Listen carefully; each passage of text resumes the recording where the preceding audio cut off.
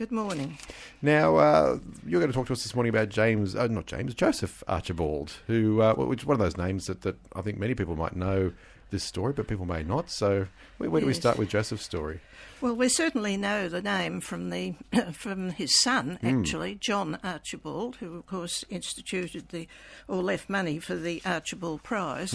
And John was here too, but, of course, came later. So isn't on the board, but his father was quite influential in our history. He's an Irishman and he's a policeman. Right. And he came out here as part of a group called the London 50, which were brought out from London, 50 policemen, to go to Melbourne because Melbourne had exploded with the gold rushes and so forth, and there was a bit of lack of law and order. So they came out to try and look after the Melbourne area, Right. and Joseph was one of the two sergeants in charge. Okay. And he didn't stay that long in Melbourne. Matter of fact, it wasn't a success, that idea of bringing out 50. A few years later, most of them had either gone off to the goldfields themselves or had left the police station. But Joseph came to Warrnambool in 1857 as a policeman, Right. as a sergeant of police, and he only stayed 3 or 4 years for the first time. He left, well, partly because his wife had died, and he looked to other areas, so he went off to the Ballarat area. But he did leave behind his 3 children, Right. in charge of his sister, who was living with him, and his mother. Right.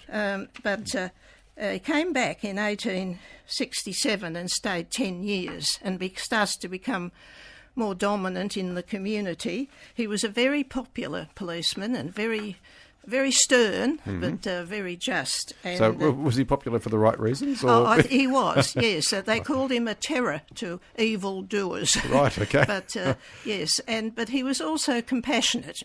There was a time when there was a poor widow who was being fined 2 and 6pence. That's 25 cents today, because she didn't send her son to school.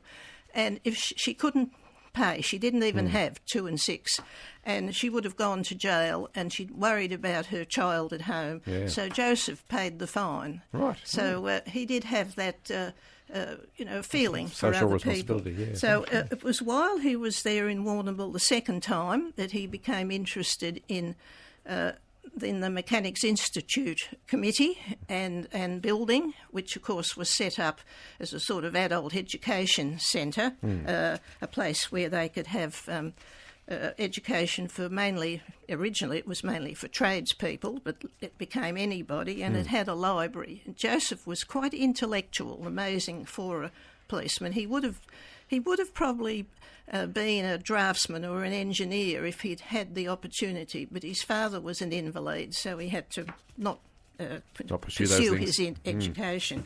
So in that 10 years of 1867 to 77, he does establish a museum with an art gallery, with a school of art. But he left in 1877 because he got promotion as an inspector, and he had to leave and go to Bendigo, or Sandhurst it was called in those days.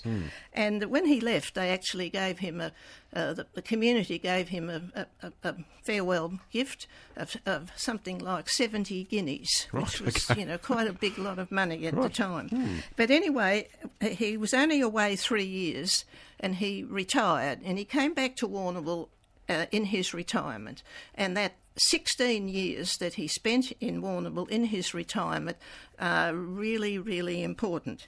He found the museum he'd started had gone, so he started it again under the auspices of the Mechanics Institute Committee, with whom he didn't always get on. He was rather what would you call it, rather... he didn't suffer fools gladly, and he had a few things to say to people whom he thought didn't know what they were talking about. Yeah. So this museum he wrote was a lot of letters to the paper. Yeah. So this museum was the precursor to the. This is the old museum that Warrnambool used to have in the Mechanics Institute building where the library is. Right. Older people in Warrnambool today remember that museum because it lasted for, over 70 years. It wasn't closed until the 1960s. So a lot of people remembered it. It was an icon in the town, to use that term, and people loved it. It had a whole lot of weird things in it, but Joseph Archibald's great contribution, one of them, was in that museum to collect things like all the old newspapers and all the old documents and things that he thought were important in the history. He conserved them, he catalogued them, he collected artworks.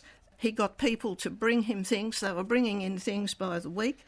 But his other great contribution was he single-handedly revived the interest at the time in the mahogany ship. He discovered this story, found it was... there were a lot of people in the district who had said they'd seen it.